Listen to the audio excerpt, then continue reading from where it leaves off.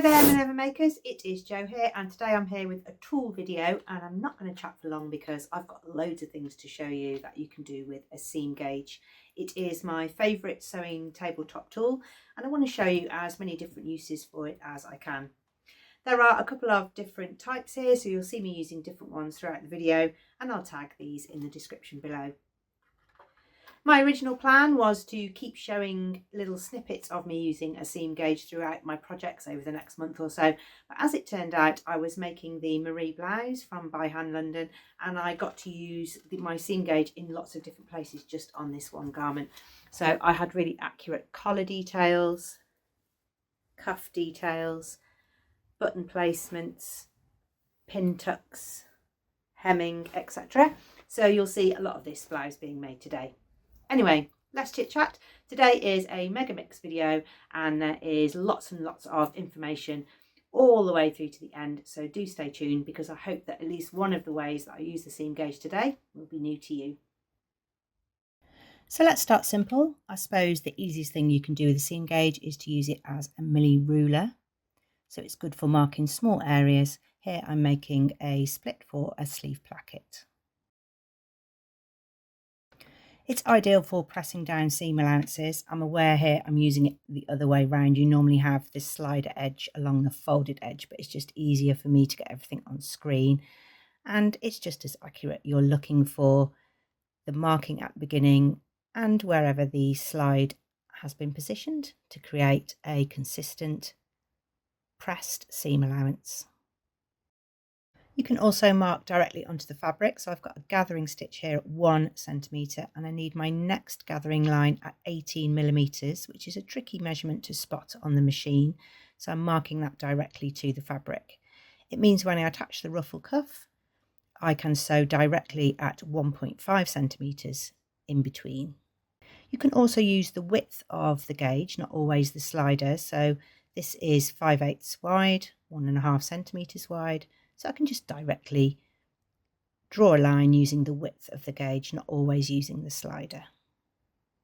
That's allowed for seam allowances either end of my cuff. Other seam gauges might have an anatomy that shows a 1.5 centimetre seam allowance. So on this one, this end here is 1.5 centimetres. So that means I can have a consistent seam allowance. You can also use your seam gauge to make really small seam allowances. So here I'm putting on the placket, and I only need 0.5 centimetre seam allowance. So I'm using the gauge there. I'm lining up the gap down the centre with the raw edge of the fabric. There's the raw edge. And then I'm getting my 0.5 or 0.6 millimetre length there, and then I can do that around this area too. Because I've got such an accurate seam allowance there, now when I fold the placket, everything is enclosed.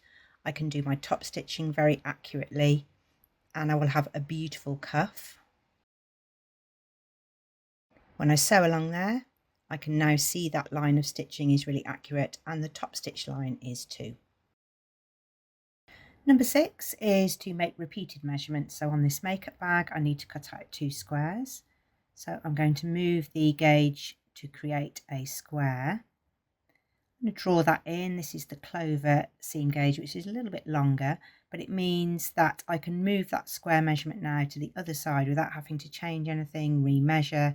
The slide stays in place really well on this gauge because it clicks into place. I've got 2 squares now, exactly the same, that I've moved from one place to another without making repeated measurements.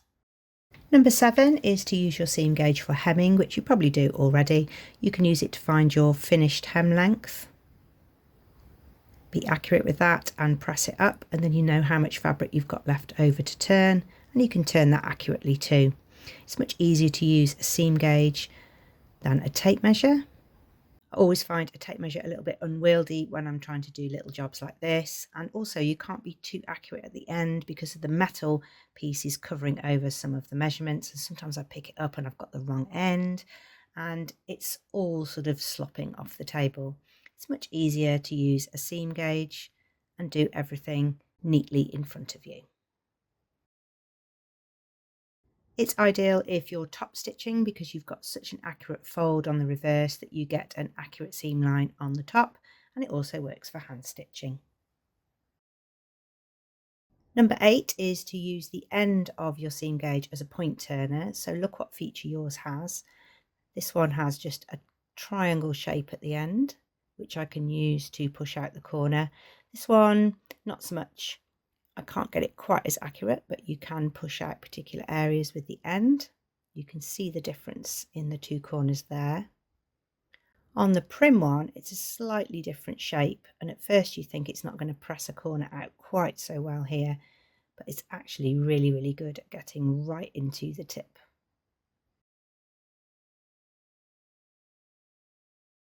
Number 9, you can use your seam gauge to transfer markings from your paper pattern to your fabric. So you might be doing this with pin tucks or skirt pleats. I find it really overstimulating to put my tailor's tacks through the paper and the fabric. It's all crinkly and noisy. I find the paper gets in the way. I sometimes tear the paper pattern. I really dislike doing it. Oh, just make it stop. Instead, I can use the hole at the end of the seam gauge to make tailor's tacks. So I can put my thread through the fabric, create the tack, measure the next one because it's already on the seam gauge. The slider is marking the position, and it's much quieter and it's much more a soothing experience. So number 10 is creating tailor's tacks. Now I can use that tailor's tack and the notch at the end to make a straight line. It's quite important here because I've got a white fabric, so I don't want to use any marking tools. I prefer to use a tailor's tack on a white fabric. Because I've got a small seam allowance, I'm going to use that to help me sew. So number 11 is to help you with your seam allowance whilst sewing. You can just keep double checking with the seam gauge. If you haven't got any foot plate measurements, it's a really useful way to use it. And once I've got an idea of that width that my needle is following, I can take it away, and I've got my eye in there anyway. So there's a few ways to use the gauge, whether you're making pleats, pin tucks, or you're transferring measurements from the pattern piece directly to your fabric. Number 12 is to use your seam gauge for buttonhole positions. So that tends to be what some people say those little notches are on the seam gauge that's got a notched out inch increment. My buttons here are every 2 inches, so that little notch is really easy to see. And now I can use the seam gauge to measure the width of my button. So I can drop the button into the gap in the middle, measure the width by sliding up the slider to touch the button. That will give me my button width. So now I can do my button markings. I'm using a different colour pen, so it just helps me to see which mark I'm following under the machine. So the purple line will be where I position the button foot. If I've got a white fabric and I don't want to use a marking tool on it, I can go back to the tacking method that I used before. The blue markings show the centre of that button and the purple ones show the width of the button. You might also use the widths of seam gauges to position your buttons across the button band. On the hemline one, there's some little U shapes at the end. These are for helping you to create a shanked button. So you put your button in position using the centre point. And instead of sewing your button on flat, so it's touching the fabric directly, you push the seam gauge underneath and you use those layers of metal dies to create a shank. So you can hold that button in place, sew it on, and it means that you've got some extra thread between the button and the button band. You can then wind your thread around that shank to make it stronger and tie it off. That way you've made a little bit of distance between the button and the top to allow for the button band. That's what the little U shapes are for. You can use one if you've got finer fabrics, or you can use both if you've got a thicker fabric. Next, let's take a look at those holes on the slider. If you haven't noticed them before, you might have one or two holes. It means you can attach your slider.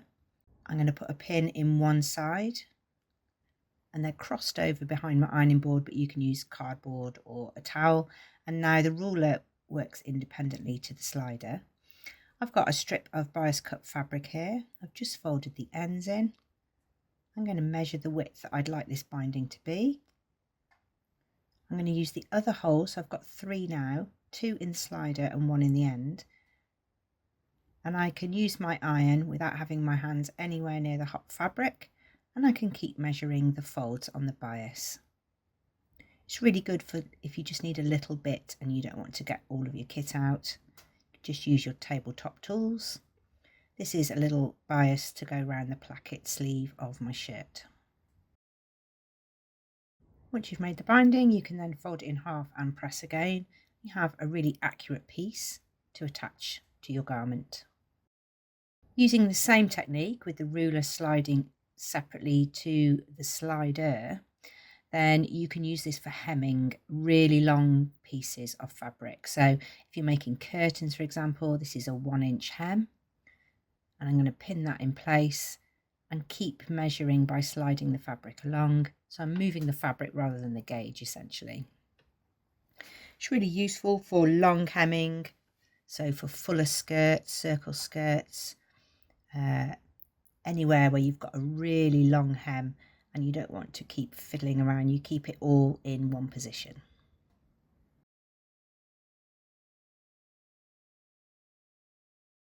Number 17 is the use of an angle gauge. This one's slightly different to a seam gauge because this is measuring angles for half square triangles and quarter square triangles. So you take your square fabric, use the right angle measure in the corner, and then you can use the slits in the middle to create the diagonal cut down the centre. This gauge is a little bit longer. You can also use a gauge to put the seam allowance on. So look through that gap in the middle and you'll see the cut line, and then using the anatomy of the seam gauge you can add the seam allowances either side. Once you've sewn it on the seam lines, you've then got your cut line through the middle and you've made your half square triangles. You can also use the seam gauge as a pressing tool, just if you need to finger press something and keep it in position. And both of these clover tools are ideal for quilters particularly, and they work well in conjunction with each other. They are in inches and they don't have centimetres on those, so do be careful which ones you choose. This one has a slide on it that clicks into place every 1/4 inch, but you can just use a normal seam gauge if you're not a regular quilter and use the gap down the middle, and then use that 1/4 inch width of the seam gauge, match up the line through the centre and add your seam allowances.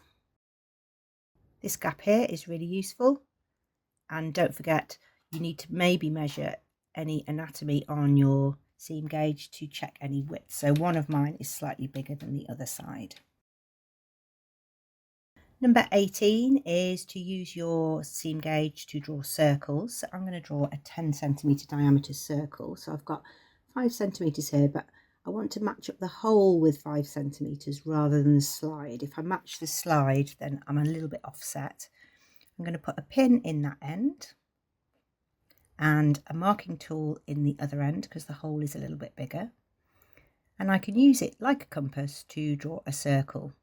You can either do it on paper to make a template or draw it directly onto the fabric.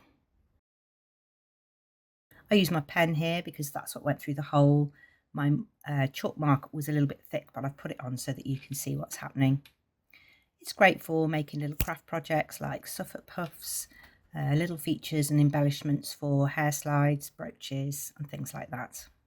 Number 19 is if you can draw a whole circle, you can draw semicircles. So I'm going to make some scallops here. So you could hack a shell top and add a scalloped hem. I've just got a little sample fabric here, so it is scooting around a little bit on the table. You might want to do this onto paper really to make the template. But it's the same technique. You put the pin in the slider end and your marking tool in the wider end and create your scallops. Once you've done that, you are now going to repeat what you've just done to create a seam allowance. So you're going to use the same hole marking and add a 1/2 centimetre seam allowance to your scallops. So the first line that you drew, I've gone over it in chalk, is your finish line, and now you're going to add a seam allowance to each one.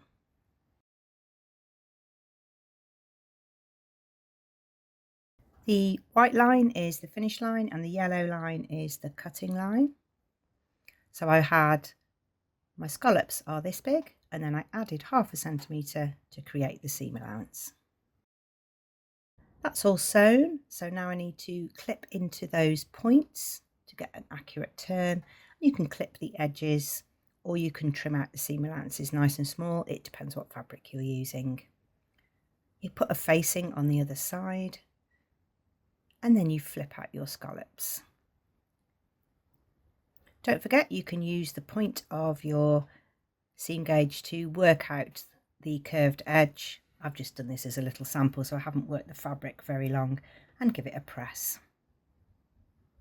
Number 20 is to use your gauge as a knitting gauge. They're sometimes called sewing and knitting gauges.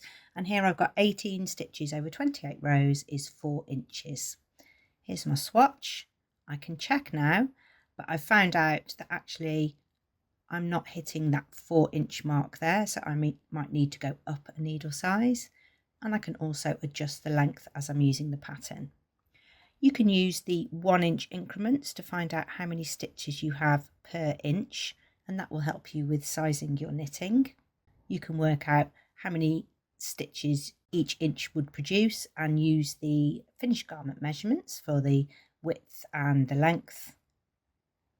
Because if I have 1 extra stitch every inch, then I'm going to have 6 extra stitches over every 6 inches, and that's going to affect the size of my knitting. Just my own personal little tip here, when I knit a gauge square, I put knots in the cast off thread. That's 4 there for the 4mm needle I used, and if I used a 4.5, I would put 1 down here for the half. I do that because I might not be knitting this garment straight away and I won't remember which needles I used for the gauge square. If your seam gauge slider is getting a little loose, it isn't necessarily broken to the point of no return. If you look inside the slider, you might see that there's a metal barrel inside there, and it gets squeezed as you slide it up and down. But you can just put a little screwdriver in the back and wiggle it open a little bit, and it just makes it a bit tighter in that gap in the centre. So now the slider stays in position.